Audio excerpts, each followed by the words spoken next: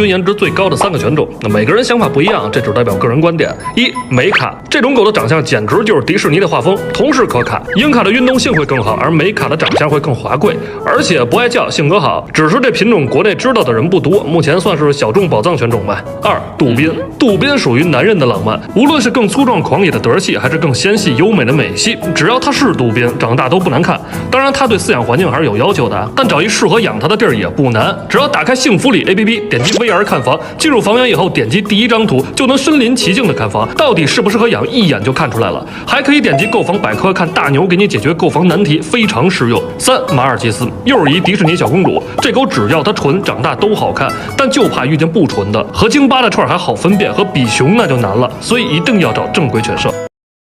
抖音。